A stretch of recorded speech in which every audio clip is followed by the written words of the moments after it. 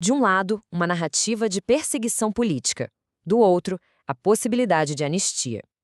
Hoje, a gente vai mergulhar num material que detalha estratégia para tentar reverter as condenações judiciais contra o ex-presidente brasileiro, Jair Bolsonaro. Então, vamos começar por aqui. O material já abre logo de cara com uma promessa bem forte, né? A ideia central é que as decisões da justiça contra o Bolsonaro, bom, elas não seriam o fim da linha. Que existe sim um caminho para reverter tudo isso. E para a gente entender esse argumento, a fonte primeiro posiciona toda a situação como, e aqui eu cito, uma perseguição sistemática. A ideia, segundo o texto, seria remover um líder político da vida pública de forma calculada. Bom, e essa narrativa é construída, segundo o material, em cima de 3 momentos que são considerados chave. Primeiro, os protestos em Brasília. Depois, vem a decisão do TSE que tornou o Bolsonaro inelegível. E, por fim, o texto aponta para uma futura condenação pelo STF, Supremo Tribunal Federal, que seria, sim, o ápice de toda essa suposta perseguição. E sobre o 8 de janeiro, especificamente, o material contesta de forma bem forte a versão oficial. A ideia apresentada é outra. Não teria sido uma tentativa de golpe, mas sim uma expressão legítima de descontentamento, de indignação popular com o resultado da eleição. Certo, mas qual seria a consequência prática disso tudo na visão da fonte?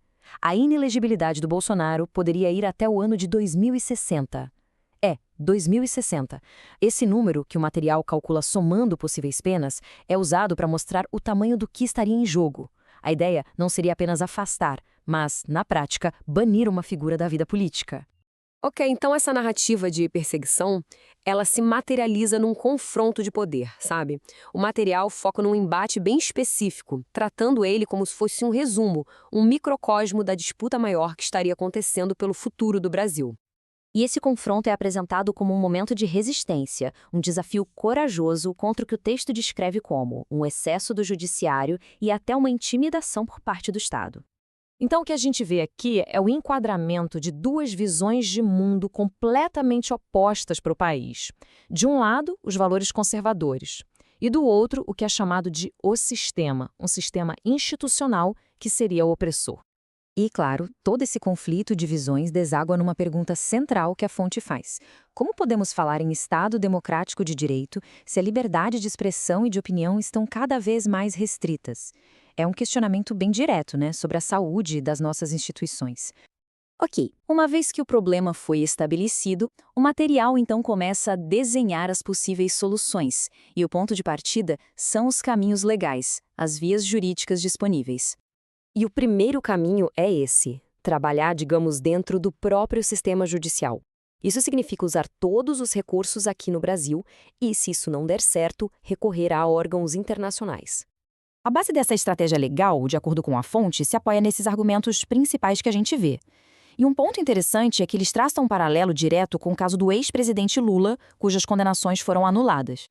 E essa ideia de levar o caso para fora do país, para cortes internacionais, ela mostra uma crença de que uma supervisão de fora poderia funcionar como um freio, um contrapeso, ao que o material descreve como um sistema de justiça aqui no Brasil que estaria falhando.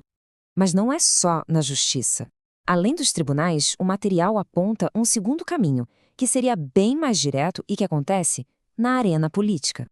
E a grande ferramenta para esse caminho político seria a anistia. A fonte explica que esse é um mecanismo previsto na Constituição, em que o Congresso pode, por meio de uma lei, perdoar crimes de natureza política e, com isso, corrigir o que eles consideram uma injustiça. Agora, é um caminho fácil? Não. O próprio material reconhece que existe uma oposição bem grande na opinião pública. Esses dados de pesquisa mostram que a maioria da população hoje é contra essa ideia. Mas, mesmo com esses números, a fonte desenha uma estratégia legislativa bem clara. O ponto central é que o resultado final vai depender, e muito, da vontade política e, claro, da mobilização popular. E aqui a gente chega num ponto crucial. Segundo o material, nem o caminho legal, nem o caminho político vão funcionar sozinhos. Os dois dependem de um fator que é decisivo. E esse fator é justamente a mobilização das pessoas. A mensagem final da fonte é bem clara, né? Isso aqui não é só uma batalha jurídica ou legislativa. É apresentado como um movimento popular, onde a pressão da base conservadora seria a peça-chave para o sucesso de qualquer uma das estratégias. Então, o material termina com um chamado à ação bem explícito. A ideia é que quem acompanha o assunto se torne um participante ativo nesse processo. E as ações sugeridas vão desde compartilhar informações nas redes até pressionar diretamente os políticos. No fim das contas, o que a análise desse material nos mostra é como a fronteira entre o que é jurídico e o que é político pode ser bem fluida. Isso tudo nos deixa com uma provocação final. Quando é que uma questão legal se transforma num movimento político?